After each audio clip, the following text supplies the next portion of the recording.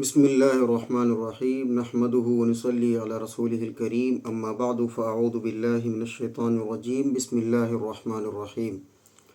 یہ ہمارے سوال اور جواب کا سیشن ہے، تو سوالات ہیں، لیکن اس سے پہلے میں ایک بات کی وضاحت کروں۔ کل میں نے ایک مسئلہ بیان کیا تھا، کسی صاحب نے ایک سوال کیا تھا کہ روزے کی حالت میں بیوی سے رومانس کرنا کیسا ہے، جائز ہے یا ناجائز ہے؟ تو اس پر میں نے بیان کیا تھا کہ حدود میں رہتے ہوئے جائز ہیں۔ مثال کے طور پر میں نے اس پر یہ بھی وضاحت کی تھی کہ جیسے بیوی کو بوسہ لینا یا ہاتھ وغیرہ لگانا یہ جائز ہے، لیکن اگر کسی کو شہوت کسی کی شہوت اتنی زیادہ ہو کہ اسے یہ اندیشہ ہو کہ اگر میں بیوی کے قریب گیا یا اس کو بوسہ وغیرہ لیا یا اس کو چھوا یا ٹچ کیا تو اس سے میں کنٹرول سے باہر ہو جاؤں گا، اور مباشرت کا پھر خطرہ ہو جائے گا کہ اب آگے کا پروگرام بن جائے گا۔ تو کسی کو اگر یہ خطرہ ہو کہ بوسہ لینے سے یا ہاتھ لگانے سے صحبت کا تقاضا اس کو پیدا ہو جائے تو اس کے لیے تو مکروہ ہے، اور اس پر حدیث بھی ہے۔ میں ایسا نہیں کہ میں اپنے پاس سے مسئلہ بیان کر رہا تھا، تو اصل میں کچھ لوگوں نے شاید یہ مسئلہ پہلی بار سنا تھا، اور کچھ لوگوں نے ان کو اس مسئلے کو سمجھ نہیں پائے تھے، تو مجھے ضروری لگا کہ میں اس کی وضاحت کر دوں۔ تو دیکھیں، روزے کی حالت میں بیوی کو بوسہ لینا یا حق کرنا یا گلے لگانا یا چھونا، پکڑنا یا ٹچ کرنا یہ جائز ہے، جبکہ انسان کا اپنے اوپر کنٹرول ہو، اور یہ بات حدیث سے ثابت ہے۔ دیکھو، قرآن کی آیت ہے احل لکم لیلۃ الصیام الرفث الی نسائکم۔ اللہ رب العزت نے روزوں کی رات میں بیوی کے پاس جانا اور مباشرت کرنا حلال کر دیا ہے۔ تو کچھ لوگوں نے اس پر ایک قرآن کی آیت بھی پیش کی تھی کہ جب رات میں مباشرت کرنا حلال ہے تو دن میں روزے کی حالت میں کیسے جائز ہو جائے گا؟ دیکھو، قرآن دستور ہے، اس کی وضاحت احادیث میں اور اللہ کے نبی صلی اللہ علیہ وسلم کے عمل سے ہوتی ہے۔ حضور اکرم صلی اللہ علیہ وسلم کا عمل کیا تھا اور آپ کا فرمان کیا تھا، اس پر یہ سن لیجئے۔ مشکات، یہ روزوں کے بیان میں حدیث نمبر 2000، حضرت عائشہ رضی اللہ تعالیٰ عنہ کی روایت ہے۔ ان عائشہ رضی اللہ تعالیٰ عنہ قالت کان رسول اللہ صلی اللہ علیہ وسلم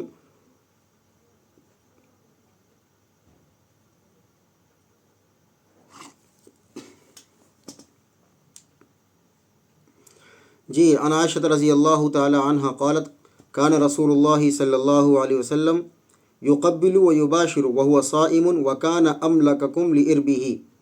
حضرت عائشہ رضی اللہ تعالیٰ عنہ روایت کرتی ہیں کہ رسول اللہ صلی اللہ علیہ وسلم روزے کی حالت میں بوسہ لے لیا کرتے تھے اور گلے مل لیا کرتے تھے۔ مباشرت گلے ملنا اور باڈی کو ٹچ کرنا، اور آپ اپنی خواہش پر تم میں سب سے زیادہ قابو رکھنے والے تھے۔ دیکھیں، یہ حضور اکرم صلی اللہ علیہ وسلم کا عمل بیان کر رہی ہیں حضرت عائشہ کہ حضور اکرم صلی اللہ علیہ وسلم روزے کی حالت میں بوسہ بھی لیا کرتے تھے، اور اپنا بدن اپنی بیوی کے بدن سے بھی ملا لیا کرتے تھے۔ کیوں؟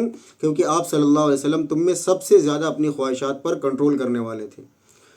دوسری حدیث ہے صحیح بخاری کی، یہ رمضان کے بیان میں ہے، روزوں کے بیان میں، حدیث نمبر 1927۔ یہ حدیث ہے، سلیمان بن حرب اس کے راوی ہیں۔ ان عائشہ رضی اللہ تعالی عنہ قالت کان النبی صلی اللہ علیہ وسلم یقبل و یباشر وهو صائم وکان املککم لعربہ۔ یہ بھی وہی حدیث ہے، بخاری میں یہ روایت موجود ہے، صحیح حدیث ہے۔ حضرت عائشہ رضی اللہ تعالیٰ عنہ فرماتی ہیں کہ نبی اکرم صلی اللہ علیہ وسلم روزے کی حالت میں بوسہ لیا کرتے تھے اور گلے مل لیا کرتے تھے اپنی ازواج سے، وہو صائم، اور وہ روزے سے ہوتے تھے، وکان املککم لعربہ، اور نبی اکرم صلی اللہ علیہ وسلم تم میں سب سے زیادہ اپنی خواہشات پر قابو رکھنے والے تھے۔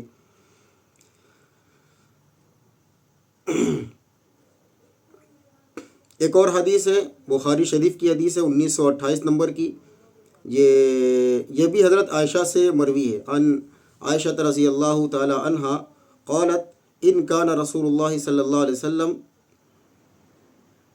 لیقبل بعض ازواجہ وهو صائم ثم ضحکت۔ یہ حضرت عائشہ رضی اللہ تعالیٰ عنہ فرماتی ہیں کہ نبی اکرم صلی اللہ علیہ وسلم اپنی ازواج میں سے بیویوں کو بوسہ لے لیا کرتے تھے اور آپ روزے سے ہوا کرتے تھے۔ ثم ضحکت، پھر آگے حدیث ہے کہ حضرت عائشہ رضی اللہ تعالیٰ عنہ یہ بیان کرتے ہوئے ہنسنے لگیں، مسکرانے لگیں۔ تو اگر مفتی معراج مرزا اگر مسکرا رہے ہیں اس مسئلے کو بیان کرتے ہوئے تو آپ کو اعتراض نہیں ہونا چاہیے۔ یہ ایک ایسا مسئلہ ہے جو میاں بیوی کے تعلق کا ہے، تو اس میں تو ہنسی آئی جاتی ہے، اور اس میں ہر بندہ مزہ بھی لیتا ہے، لینا بھی چاہیے۔ تو یہ تو کلیئر ہو گیا نا۔ اچھا، حدیث میں قرآن میں جو وضاحت ہے کہ رات میں تمہارے لیے بیوی کے پاس جانا حلال کیا گیا ہے اور اس سے صحبت کرنا، تو اس سے صحبت مراد ہے، اس سے بیوی کو بوسہ لینا یا چمٹنا یا حق کرنا یا ہاتھ لگانا یہ مراد نہیں ہے۔ اس لیے کہ جب اللہ رب العزت نے حیض کا حکم قرآن میں نازل فرمایا، یسألونک عن المحیض، کہ جب تم سے حیض کے بارے میں سوال کریں، تو آگے اللہ رب العزت نے فرمایا وَلَا تَقْرَبُوهُنَّ حَتَّى يَطْهُرْنَ، کہ تم ان کے قریب مت جاؤ جب تک وہ پاک نہ ہو جائیں۔ تو یہاں قریب جانے سے کیا مراد ہے کہ تم اس کے کمرے میں نہ جاؤ، بلکہ اس سے مراد یہ ہے کہ تم اس سے صحبت نہ کرو، اس سے ہم بستری نہ کرو، ورنہ یعنی حیض کی حالت میں بھی بیوی کو چھونا، ٹچ کرنا یا بوسہ لینا یا کس وغیرہ کرنا حلال کر دیا گیا ہے۔ تو ہر معاملے میں دماغ نہیں لگانا چاہیے۔ جب اللہ کے نبی صلی اللہ علیہ وسلم کی حدیث آ چکی ہے اس پر، تو اپنے دماغ کو بند کر دو، پھر نبی کی حدیث پر آمنا و صدقنا کہہ دینے میں بھلائی ہے، ورنہ پھر تو ایمان خطرے میں آ جائے گا۔ تو اب میں مسئلہ بالکل شارٹ میں واضح کر کے بتا دیتا ہوں کہ روزے کی حالت میں اپنی بیوی کے کتنے قریب جا سکتے ہیں۔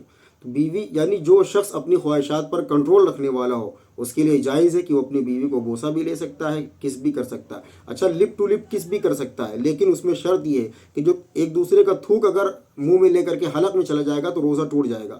تو یعنی اس طرح تو نہیں کریں، لیکن یہ ہے کہ معمولی طور پر کر لیں۔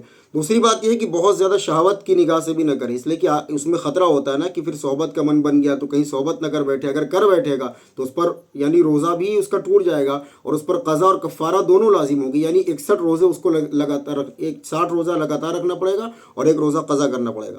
تو جو بندہ، اچھا ایک اور حدیث میں آتا ہے کہ ایک بندہ آیا، وہ یعنی عمر دراز تھا، وہ پوچھا کہ اللہ کے رسول کیا میں یہ بھی روایت حدیث کے اندر موجود ہے، صحیح حدیث ہے کہ اللہ کے رسول میں روزے کی حالت میں اپنی بیوی کو بوسہ لے سکتا ہوں؟ تو آپ نے فرمایا کہ ہاں تم بوسہ لے سکتے ہو۔ دوسرا ایک نوجوان آیا کہ کیا اللہ کے رسول میں روزے کی حالت میں اپنی بیوی کو بوسہ لے سکتا ہوں؟ تو اللہ کے رسول نے اس کو منع کر دیا کہ نہیں تم نہیں لو۔ کیوں؟ کیونکہ بعد میں اس کی وجہ بیان کری راوی نے، اس لیے کہ پہلا شخص جو تھا وہ بوڑھا تھا، وہ اپنی خواہشات یعنی اس قدر نہیں تھی جو جوان آدمی میں ہوتی ہے، تو اللہ کے رسول نے اس کو اجازت دے دی۔ ایک جو نوجوان تھا اس کے اندر خطرہ یہ ہوتا تھا کہ اگر بوسہ لے گا تو اس کا آگے من کرے گا، تو پھر اس سے ہی خطرہ پیدا ہو سکتا ہے کہ روزہ ٹوٹ جائے۔ اگر بیوی سے کھیلتے ہوئے یا پلے کرتے ہوئے اگر یعنی منی خارج ہو جاتی تو اس سے بھی روزہ ٹوٹ جاتا ہے۔ تو سیدھا سا مسئلہ یہی ہے کہ جو بندہ اپنی خواہشات پر کنٹرول کرنے والا، اس کے لیے بیوی کو بوسہ لینا، کس کرنا اور اسی طریقے سے چومنا یا گلے لگانا، حق کرنا، یہ جائز ہے، علی الاطلاق جائز ہے، اس میں کوئی کسی کا اختلاف نہیں ہے۔ تو بس اتنا سا مسئلہ ہے، تو اس پر بس لوگوں نے مزے لیے اور مسئلے کو سمجھا نہیں ہے۔ چلیے سوالات اب شروع کرتے ہیں۔ مجیب صاحب کا سوال ہے قنوج سے، کہتے ہیں کہ آنکھ بند کر کے نماز پڑھنا یا دعا مانگنا کیسا ہے؟ میرے خیال سے یہ سوال پہلے بھی ہو چکا ہے اور غالباً یہ 2-3 دن پہلے بھی ہوا تھا۔ تو آنکھ بند کر کے نماز پڑھنا یا عبادت کرنا، دیکھیں آنکھ بند کر کے بلا وجہ عبادت کرنا تو مکروہ ہے، اس لیے کہ عبادت میں سنت یہی ہے نماز میں کہ سجدے کی جگہ پر نگاہ ہو۔ لیکن اگر آنکھ کھولنے کی وجہ سے ذہن بھٹکتا ہے اور آنکھ بند کرنے کی وجہ سے نماز میں زیادہ دل لگتا ہے تو آنکھ بند کر سکتے ہیں، اس حالت میں مکروہ نہیں ہے، لیکن عام حالتوں میں بلا وجہ یہ مکروہ ہے۔ عمران خان راجستھان سے کہتے ہیں کہ سوال یہ ہے کہ میری 4 مہینے کی بیٹی ہے، اسے ہر 2 گھنٹے میں دودھ پلانا ہوتا ہے، اگر میری بیوی روزہ رکھے گی تو اس کو دودھ نہیں آئے گا، تو میری بیوی کے لیے روزے کا کیا حکم ہے؟ کیا روزہ چھوڑ سکتی ہے؟ دیکھیں عذر کی بنا پر روزہ چھوڑا جا سکتا ہے، فمن کان منکم مریضا او علی سفر فعدۃ من ایام اخر، اس آیت کے تحت جو مریض ہو یا مریض کا ایسا تیماردار ہو کہ اگر مریض کے ساتھ وہ نہیں رہے گا تو پھر مریض کے فوت ہو جانے کا یا اسی طریقے سے اس کی بیماری کے بڑھ جانے کا اندیشہ ہو، تو اگر اس کے لیے روزہ رکھنا پاسبل نہ ہو، ڈاکٹر نے منع کیا ہے، ماہر ڈاکٹر نے، تو ایسی عورت جو بچے کو دودھ پلاتی ہے وہ روزہ ان ایام میں چھوڑ سکتی ہے، لیکن بعد میں اس کی قضا کرے گی۔ لیکن کوشش یہی کریں کہ اس کا الٹرنیٹ تلاش کریں، یعنی اگر وہ شیشے والا دودھ پی سکتی ہے تو پھر ٹھیک ہے، لیکن اگر ماں کا دودھ پیتی ہے اور ماں کا دودھ نہیں آ رہا روزہ چھوڑنے کی وجہ سے اور بچی کے بھوکا رہنے کا اندیشہ ہے تو پھر وہ روزہ چھوڑ سکتی ہیں، اور رمضان کے بعد جب بھی ان کو موقع ملے گا وہ قضا کریں گی روزے کو۔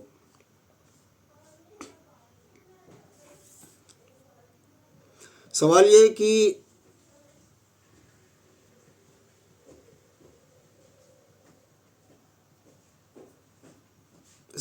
ہے کہ اپنے یو پی میں زیادہ تر جو گولڈ کے زیور بکتے ہیں وہ 24 کیرٹ بول کر 16 یا 18 کیرٹ کا ہوتا ہے، اب اس گولڈ پر کون سے حساب سے زکوٰۃ دی جائے گی؟ اب وہ چیک کرنے پر ملاوٹ بہت ملی تو زکوٰۃ 24 کیرٹ کے حساب سے ہوگی یا جتنے کیرٹ کا ہے اب اس حساب سے ہوگی؟ اس پہ تفصیلی جواب طلبگار۔ دیکھیں بھائی، دھندے میں بے ایمانی حرام ہے، منع ہے، اور جب وہ پیسہ یعنی آپ مثال کے طور پر 24 کیرٹ بول کر کے کسٹمر کو دے رہے ہیں، اور کسٹمر اس کو 24 کیرٹ سمجھ رہا ہے، آپ 16-18 دے رہے ہیں، تو اس کا مطلب آپ دھوکہ دے رہے ہیں۔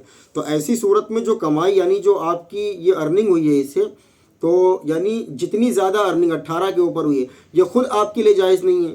آپ کے لیے تو بالکل یہ تو چوری کا مال ہے نا، تو چوری کا مال تو خود کے لیے جائز نہیں ہے، تو پھر اس کی زکوٰۃ کا مسئلہ کہاں سے آ گیا؟ تو پہلی بات تو دھندے میں ایمانداری سے کام لیں، اگر جتنے کیرٹ کا آپ بیچ رہے ہیں اتنا ہی بتائیں، 24 مت بتائیں۔ ایک یہ ہے کہ مشہور ہو یہ بات کہ جو بازار میں سونا ملتا ہے وہ 18 کیرٹ کا ہی ملتا ہے، کسٹمر بھی یہ بات جانتا ہو تو مسئلہ الگ ہے، لیکن اگر آپ 24 کیرٹ بتا کر کے 16 کیرٹ میں سونا دے رہے ہیں تو یہ ناجائز ہے، اور اس کا جو پیسہ جو ارننگ ہوگی 16 سے اوپر کی وہ بھی حلال نہیں ہوگی، اس کو اس کسٹمر کو واپس کرنا لازم ہوگا۔ تو اگر وہ کسٹمر ملتا نہیں ہے تو اس کو بلا ثواب کی نیت اس کو کہیں صدقہ کر دیں، باقی زکوٰۃ آپ کے حلال پیسے میں سے ہوگی۔ جب آپ کا باقی پیسہ حلال ہی نہیں ہے تو اس میں زکوٰۃ کا مطلب ہی نہیں بنتا، آپ کے لیے بھی جائز نہیں ہے نا وہ چیز، آپ اپنے پیٹ میں جہنم کی آگ کو بھر رہے ہو، زکوٰۃ کا معاملہ تو دور کی بات ہے۔ زکوٰۃ کن چیزوں پر فرض ہے؟ سونا چاندی، گھر کے کاروبار، دکان وغیرہ۔ دیکھیں زکوٰۃ سونا چاندی مال تجارت پر فرض ہے، اور جو کیش آپ کے پاس ہوتا ہے اس کے اوپر بھی زکوٰۃ ہے۔ تو سونا چاندی، سونے کا نصاب 7.5 تولہ ہے، چاندی کا نصاب 52.5 تولہ ہے، اور سامان تجارت جو آپ کا ہو ان دونوں کے نصاب کے برابر ہو، مثال کے طور پر چاندی کے نصاب کے برابر ہو، موجودہ قیمت 45-46 ہزار روپے بنتی ہے 612 گرام چاندی کی۔ تو اگر اتنا پیسہ زیور یا اسی طریقے سے سامان تجارت یا یعنی جو بزنس میں جو سامان آپ کا کپڑا ہے یا غلہ ہے یا جو چیز، ٹماٹر بیچتے ہیں تو ٹماٹر ہے، انڈے بیچتے ہیں تو انڈے ہیں، جو بھی ہیں، تو اگر اتنی مقدار تک پہنچتے ہیں کہ اس سے یعنی 52.5 تولہ چاندی خریدی جا سکتی ہے تو اس پر زکوٰۃ ہوگی۔ آفتاب MP سے کہتے ہیں کیا کوئی بندہ روزے کی حالت میں غیر محرم سے کال پر یا چیٹ پر بات کرے تو اس کا روزہ ٹوٹ جائے گا؟ بھائی روزے کی حالت میں تو کیا، غیر روزے کی حالت میں یعنی بغیر روزے کے بھی غیر محرم سے چیٹنگ یا کالنگ کرنا جائز نہیں ہے، حرام ہے، گناہ کا مرتکب ہوگا، اور اگر روزے کی حالت میں کرے گا تو روزہ اس سے مکروہ ہوگا، روزے کی جان نکل جائے گی، بس بھوکا پیاسا رہے گا، اس لیے اس سے توبہ کرے اور حلال رشتے میں اپنے آپ کو باندھے، حرام رشتوں سے بالکل توبہ کرے، روزہ ہو یا روزے کی الگ کا معاملہ ہو، جائز نہیں ہے آپ کے لیے۔ بہرحال روزے میں اگر یہ حرکتیں کرتے ہیں تو روزے کی جان نکل جائے گی اور مکروہ ہوگا اور ثواب میں کمی آتی رہے گی، روزہ کمزور ہوتا رہے گا، لیکن روزہ ہو جائے گا۔ آفتاب صاحب MP سے، روزے کی حالت میں کان میں ڈراپ یا آنکھوں میں ڈراپ یا بیماری کا انجیکشن لگا سکتے ہیں؟ بھائی دیکھیں روزے کی حالت میں آنکھ میں ڈراپ تو ڈال سکتے ہیں، کان میں ڈراپ نہ ڈالیں، اس لیے کہ کان جو ہوتا ہے وہ یعنی وہ اس کے جو دوا ہوتی ہے وہ براہ راست اندر چلی جاتی ہے، تو کان میں تو نہ ڈالیں، تو جو ہے اس کے علاوہ آنکھ میں دوا ڈال سکتے ہیں، اور بیماری کا انجیکشن وغیرہ، جی ہاں بیماری میں انجیکشن بھی لگوا سکتے ہیں، اس لیے کہ جو انجیکشن ہوتا ہے وہ نسوں میں جاتا ہے، تو ڈائریکٹ وہ یعنی باڈی میں نہیں جاتا۔ مظفر صاحب مہاراشٹر سے کہتے ہیں کہ میرا سوال یہ ہے کہ با جماعت امام کے پیچھے وطر میں مقتدی دعائے قنوت پڑھے یا خاموش رہے؟ بھائی دعائے قنوت پڑھیں گے، قرآن نہیں پڑھا جاتا نا، قرآن کے مقابلے میں دعائے قنوت تو پڑھی جاتی ہے۔ مہتاب عالم صاحب کہتے ہیں جھارکھنڈ سے، مفتی صاحب جی میرا سوال یہ ہے کہ اہلیہ کی جیولری کا زکوٰۃ کون ادا کرے جبکہ وہ میرا مال ہے ہی نہیں، واضح کریں۔ یہ بڑا زبردست سوال کیا ہے بھائی۔ دیکھیں آپ کی اہلیہ کے جو زیور ہیں، جو سونا چاندی ہے، اس کی زکوٰۃ آپ کی اہلیہ پر واجب ہے، آپ پر نہیں واجب ہے۔ تو آپ اپنی اہلیہ سے کہیں کہ دیکھو بھائی زیور تمہارا ہے، سونا تمہارا، چاندی تمہارا ہے، تو زکوٰۃ بھی تم ہی ادا کرو، ہم نہیں ادا کریں گے۔ باقی یہ ہے کہ آپ زکوٰۃ دے دیں گے اس کی طرف سے تو وہ ادا ہو جائے گی، لیکن آپ ان سے کہیں، یہ تو مرد کی اچھائی ہے کہ بیچارہ اپنی زکوٰۃ بھی نکالتا ہے اور اپنی بیوی کی زکوٰۃ بھی نکالتا ہے، لیکن پھر بھی بیویاں اپنے مردوں کو لفٹ نہیں کراتی ہیں، یہ بہت غلط بات ہے۔ تو بیوی پر ہی زکوٰۃ لازم ہے، لیکن اگر آپ ادا کریں گے تو آپ کی جانب سے ہو جائے گی۔ ارشد صاحب بہرائچ سے کہتے ہیں بھائی یہ سوال دیکھیں شرعی مسائل کے لیے ہے تو شرعی مسائل کیا کریں، مذاق نہ کیا کریں، غلط بات ہے۔ بچوں کو سمجھائیں، اگر وہ بچے پیچھے لڑائی کرتے ہیں تو ان کو سمجھائیں کہ بیٹا یہ مسجد ہے اور مسجد کا ادب ہم پر لازم ہے، تو بچے سمجھ جاتے ہیں، ایسی بات نہیں ہے۔ ڈانٹنا پھٹکارنا نہیں چاہیے، لیکن محبت سے ان کو سمجھا دینا چاہیے۔ فیضان کانپور سے کہتے ہیں کہ حضرت تراویح مکمل ہونے پر دعوت اور مٹھائی کا انتظام کیوں ہوتا ہے، کیا یہ بدعت ہے؟ بھائی دیکھیے یہ جو انتظام ہوتا ہے یہ پتہ نہیں کس نے ایجاد کیا تھا، اس رواج کو ختم کرنا چاہیے۔ تو کبھی آپ فرض نماز کی ادائیگی پر یا عید کی نماز کی ادائیگی پر تو مٹھائی نہیں بانٹتے، تو تراویح میں قرآن مکمل ہونے کی خوشی میں مٹھائی کیوں بانٹتے ہیں؟ تو یہ رواج صحیح نہیں ہے، اس کا رواج اگر ہے تو اس کو ترک کرنا لازم ہے۔ باقی اس میں چندہ لینا، کسی سے بھیک مانگنا، یہ تو قطعی جائز نہیں ہے۔ اگر کوئی اپنی طرف سے تقسیم کروا دے بلا ضروری سمجھے تو پھر وہ کھا لیں، کوئی مسئلہ نہیں ہے۔ محمد طیب امروہہ، سوال یہ ہے کہ کچھ لوگ نماز کے لیے اپنے موبائل میں اذان کا ٹائم لگاتے ہیں، جب کسی نماز کا ٹائم ہوتا ہے تو اذان ہونے لگتی ہے، کیا ایسا کرنا صحیح ہے؟ بھائی ان کے یہاں کیا مسجدیں نہیں ہیں؟ ان کے یہاں کیا مسجدوں میں مائک نہیں لگا ہوتا ہے؟ کیا ان کے یہاں مائک سے آوازیں نہیں آتی ہیں؟ تو مسجد کی اذان کافی ہے۔ موبائل میں قرآن کی آیات کا رنگ ٹون پر سیٹ کرنا یا اذان کا سیٹ کرنا یہ بے ادبی ہے اور مکروہ ہے، ایسا نہیں کرنا چاہیے۔ اسامہ صاحب کہتے ہیں بہرائچ سے کہ دعائے قنوت وتر کے علاوہ اور کوئی نماز میں پڑھ سکتے ہیں؟ جی ہاں، نفل نمازوں میں پڑھ سکتے ہیں۔ زید یو پی سے، کیا خواتین جنس میں نماز پڑھ سکتی ہیں؟ بھائی عورتوں کے لیے ڈھیلا ڈھالا لباس پسند کیا گیا ہے، مردوں کے لیے بھی، اور عورتوں کو مردوں کی مشابہت سے منع کیا گیا۔ جینس چونکہ مردوں کا لباس ہے تو اس لیے عورتوں کا پہننا وہ یہ مردوں کی مشابہت میں آئے گا، تو پہلی بات تو جائز ہی نہیں ہے۔ البتہ وہ ڈھیلی ڈھالی اس قدر ہے کہ اس سے بدن کے اعضاء جھلکتے نہیں ہیں، تو اس میں نماز ہو جائے گی۔ تاہم بہتر یہی ہے کہ وہ پراپر لباس پہنے جو یعنی آپ کا پوری باڈی ان کی ڈھکی ہوئی ہو۔ جینس پہننا ہی کیوں ہے خواتین کو؟ ان کے لیے شلوار جمپر اور پتہ نہیں کیا کیا آج کل چل رہا ہے، اٹیالہ پٹیالہ، اس کو پہنا کریں۔ مفتی صاحب سوال یہ ہے کہ سفر میں روزے نہ رکھنے سے گناہ نہیں ہوتا، تو سفر کتنی دور کا ہونا چاہیے جس سے روزہ نہ رکھیں تو گناہ نہ ہو؟ سفر 78 کلومیٹر کا ہو تو وہ سفر شرعی کہلاتا ہے۔ تو اگر کوئی بندہ سفر میں گیا ہے تو اگر اس کی یعنی سحری کا وقت ہی سفر میں لگا ہے تب تو وہ مسافر کہلائے گا۔ اپنے مقام پر سحری کر کے سفر میں گیا یا دن میں سے سفر پر گیا تو وہ مسافر شرعی طور پر نہیں کہلایا جائے گا روزے کے معاملے میں۔ تو اگر کوئی سفر میں ہے اور سفر کی حالت میں ہی یعنی اس کا روزے کا ٹائم شروع ہو رہا ہے تو اس کے لیے اجازت ہے کہ وہ روزہ نہ رکھے۔ رکھ لے گا تو ٹھیک ہے، اچھی بات ہے۔ اگر سفر میں مشقت نہیں تو رکھ لینا چاہیے، لیکن اگر وہ روزہ نہیں رکھے گا تو اس کے لیے جائز ہے۔ فمن کان منکم مریضا او علی سفر فعدۃ من ایام اخر، جو مریض ہو یا سفر میں ہو تو اس کے لیے گنجائش ہے کہ وہ بعد میں ان روزوں کی قضا کرے۔ تو یہی ہے کہ 78 کلومیٹرز کے جو ہے سفر پر اگر نکلا ہوا ہے روزے کی حالت میں یعنی وقت شروع ہونے سے پہلے اگر وہ سفر میں ہے تو پھر وہ روزہ نہ رکھے تو اس کے لیے جائز ہے۔ رکھ لے گا تو اچھی بات ہے۔ ایک سوال اور تھا کہ اگر بہن اپنے مائکے آتی ہے تو کیا اسے بھی 2 رکعت فرض پڑھنے ہوں گے جبکہ وہ سسرال میں 2 یا 3 آتی ہو؟ سسرال میں 2 یا 3 آتی ہو کا مطلب میں نہیں سمجھ سکا۔ دیکھیں بہن اگر اتنی مسافت پر ان کا سسرال ہے جو میں نے بتایا 78 کلومیٹر، تو اگر وہ اپنے مائکے آتی ہے اور 15 دن سے کم کی نیت کر کے آتی ہیں تو یعنی 15 دن سے کم جتنے دن وہ رہیں گی قصر ہی نماز پڑھیں گی۔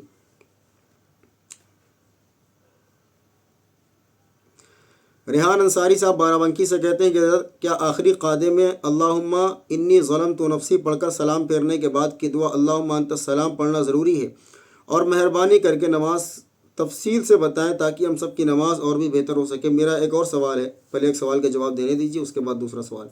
اللہم انی ظلمت نفسی کے بعد سلام پھیرنا، اس کے بعد اللہم انت السلام پڑھنا ضروری نہیں ہے، مستحب ہے۔ اگر پڑھ لیں گے تو ثواب ملے گا، نہیں پڑھیں گے تو بھی کوئی دقت کی بات نہیں، نماز ہو جائے گی۔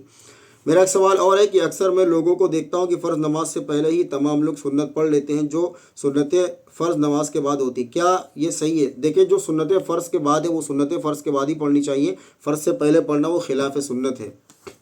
نماز کا طریقہ، بھائی نماز کا طریقہ یہی ہے کہ پہلے تو نیت کریں دل سے کہ میں نماز پڑھنے جا رہا ہوں فلاں وقت کی اتنی رکعتیں، پھر آپ اللہ اکبر کہتے ہوئے ہاتھ کانوں تک لے جائیں، پھر نیت باندھ لیں، اس کے بعد ثنا پڑھیں، اس کے بعد اعوذ باللہ، پھر بسم اللہ، پھر سورہ فاتحہ پڑھیں، پھر اس کے بعد بسم اللہ کر کے کوئی سورہ پڑھیں، اس کے بعد رکوع میں جائیں، پھر کم سے کم 3 مرتبہ سبحان ربی العظیم پڑھیں، اور اس کے بعد میں کھڑے ہوں سمیع اللہ لمن حمیدہ ربنا لک الحمد کہہ کر، اس کے بعد میں آپ سجدے میں چلے جائیں اللہ اکبر کہتے ہوئے، سجدے میں سبحان ربی الاعلیٰ کم سے کم 3 مرتبہ، پھر اٹھیں اور اطمینان سے بیٹھیں، پھر دوسرا سجدہ کریں، دوسرے سجدے میں سبحان ربی الاعلیٰ کم سے کم 3 مرتبہ، پھر آپ کھڑے ہو جائیں، پھر پہلے پروسیس کے تحت دوسری رکعت بھی پوری کریں۔ صرف یہ ہے اس میں کہ ثنا آپ نہیں پڑھیں گے اور تعوذ یعنی اعوذ باللہ نہیں کریں گے، بسم اللہ کہہ کر کے دوسری رکعت شروع کریں، سورہ فاتحہ پڑھیں، پھر بسم اللہ کریں، کوئی سورہ پڑھیں، پھر اس کے بعد میں رکوع میں جائیں جیسے میں نے پہلے بیان کیا، پھر اس کے بعد میں دوسری رکعت کے دونوں سجدے کرنے کے بعد میں التحیات کی مقدار میں بیٹھیں۔ تو اگر آپ کو 3 یا 4 رکعت پڑھنی ہے تو عبدہ و رسولہ فرض کی، تو اس میں یہ ہے کہ عبدہ و رسولہ التحیات ختم ہو، پھر آپ کھڑے ہو جائیں. تو اگر فرض ہے تو کھڑے ہونے کے بعد میں آپ سورہ فاتحہ پڑھیں گے صرف, اس کے بعد رکوع کریں گے. یعنی فرض کی لاسٹ کی 2 یعنی شروع کی 2 میں صرف آپ صورت ملائیں گے, لاسٹ کی جو رکعتیں ہیں 1 یا 2 اس میں صورت نہیں ملائیں گے. تو اس طرح پوری رکعت پوری نماز آپ پوری کر لیں. محمد داؤد شجاع گنج یوپی سے. مفتی صاحب کسی نے ہم سے 10 روپے کا کوئی سامان منگایا اور منگانے والے کو یہ پتہ ہے کہ وہ سامان 10 روپے کا ہی آئے گا, لیکن میں اس سامان پہ دکاندار سے اپنی طرف سے 2-3 روپے کی چھوٹ لے لیتا ہوں اپنی جان پہچان سے یا کسی صورت سے, تو کیا وہ پیسہ سامان منگانے والے کو بنا بتائے رکھ سکتا ہوں یا اسے واپس کرنا ہوگا؟ نہیں رکھ سکتے, اسے واپس کرنا ہوگا. آپ کی اپنی جان پہچان ہے تو آپ اپنا سامان اس سے کم کرائیں. دوسرے کا سامان اگر کم کراتے ہیں تو اس سے بتا دیں کہ بھائی میری جان پہچان کی وجہ سے یہ پیسے اتنے کم پڑے ہیں تو یہ آپ کے رکھ لیجئے, آپ کے لیے جائز نہیں ہو پیسہ. اب امت کو ہر جگہ پیسے ہی بچانے ہیں, ایمان بچاؤ بھائی. پرسنل پر کیا کیا آیا ہے؟ اچھا بھائی بڑے سوال آئے ہیں پرسنل پر بھی. سحری کرنے سے پہلے رومانس کر سکتے ہیں کیا مولانا صاحب, اور پھر نماز سے پہلے غسل کر لے, یہ صحیح ہے؟ بھائی رومانس پر بہت زیادہ سوال آتا ہے, آنے بھی چاہیے, پوچھنا بھی چاہیے. میں نے کہا نا احل لکم لیلۃ الصیام الرفث. اچھا رومانس کس کے ساتھ کرنا یہ نہیں لکھا آپ نے, تو بھیا اپنی بیوی کے ساتھ کر سکتے ہیں, باقی کسی کے ساتھ نہیں کر سکتے, حرام ہے. تو احل لکم لیلۃ الصیام الرفث الی نسائکم, اللہ رب العزت نے روزوں کی راتوں میں بیوی کے پاس جانا اور صحبت کرنا, مباشرت کرنا اس کے لیے حلال قرار دیا ہے. تو روزے کا وقت شروع ہونے سے پہلے فارغ ہو کر کے غسل کر لیں. اگر غسل نہیں کیا ہے تو بھی روزہ ہو جائے گا, لیکن اس سے پہلے آپ کو فارغ ہونا پڑے گا. تو رات میں جائز ہے بالاتفاق, یعنی پورا روزے کی حالت میں تو میں نے حدود بتائی ہے نا, رات میں تو پورا یعنی جو حلال طریقہ اس طرح پورا جائز ہے صحبت کرنا, اس میں کوئی حرج کی بات نہیں. سلمان صاحب دلی سے کہتے ہیں کہ عزت اور ذلت دونوں اللہ کے ہاتھ میں, جسے چاہے عزت دے اور جسے چاہے ذلت دے. تو اگر کسی بات پر آپ کو ذلیل کیا جائے ہونا چاہیے تھا, ذلیل کیا جائے تو اسے قبول کر لینا چاہیے یا اس کے بارے میں صفائی دینا چاہیے. بھائی کیوں قبول کریں گے آپ پر کوئی اگر الزام لگاتا ہے, اگر آپ نے وہ کام نہیں کیا ہے تو آپ اس کی صفائی پیش کریں, اس سے ثابت کریں کہ بھیا الزام ثابت کرو. قرآن نے تو بڑی سخت نکیر اس پر کی ہے کہ کوئی کسی پر الزام نہ لگائے, کوئی کسی پر بہتان تراشی نہ کرے, کوئی کسی کو برے نام سے نہ پکارے.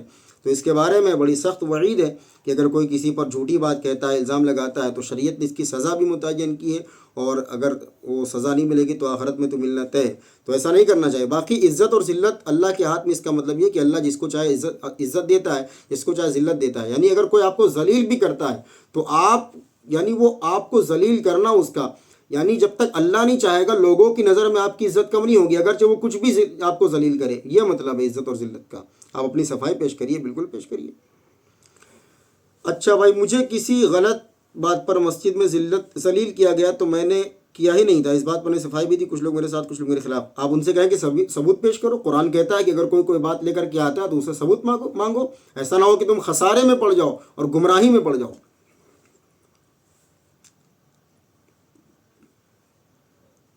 حدیث میں آیا ہے کہ بھائی یہ میں نے بیان کر دیا ہے, وہ روزے کی حالت میں رومانس والا پورا مسئلہ بیان کر دیا ہے. اچھا بھائی سرفراز صاحب کہتے ہیں کہ سحری کرنے سے پہلے, یہ تو ہو گیا نا وہی بیوی سے رومانس والا مسئلہ, کئی جگہ آیا ہے یہ مسئلہ کیا یار. اچھا ایک سوال یہ ہے کہ کیا رات میں دسترخوان جھاڑنا جائز نہیں ہے, اس سے روزی میں کمی آتی ہے؟ پلیز اس کا جواب لازمی دیں مفتی صاحب. بھائی رات میں دسترخوان جھاڑنا بالکل جائز, اس میں کوئی قباحت نہیں. اب بندہ رات میں کھانا کھائے گا تو دسترخوان بھی رات ہی میں جھاڑے گا, صبح نہیں جھاڑے گا, تو اس سے روزی میں کمی میں نہیں آتی ہے. صفائی ستھرائی کو اسلام پسند کرتا ہے, بلکہ بہتر یہ ہے کہ میں لڑکیوں سے کہوں گا کہ رات کھانے کا جو برتن نکلتا ہے وہ رات ہی میں دھو کر کے سویا کریں. السلام علیکم. زکوٰۃ کن لوگوں کو دے سکتے ہیں؟ بھائی زکوٰۃ آپ ہر اس بندے کو دے سکتے ہیں جو صاحب نصاب نہیں ہے, مسکین ہے, غریب ہے, یعنی اس کے پاس سونا چاندی بھی نہیں ہے اتنا کہ اس پر زکوٰۃ واجب ہو, پیسے بھی نہیں ہے, سامان تجارت بھی نہیں ہے, تو اس کو آپ زکوٰۃ دے سکتے ہیں. باقی زکوٰۃ کن رشتہ داروں میں دینا چاہیے, کس میں نہیں ہو, میں نے بیان کر دیا, آپ دیکھ لیں یوٹیوب پر جا کر کے کل کی ویڈیو میں. صاحب نصاب مستحق اسی کو کہتے ہیں جو صاحب, دو چیزیں ہیں, یا تو وہ صاحب نصاب ہوگا یا تو وہ پھر مستحق زکوٰۃ ہوگا.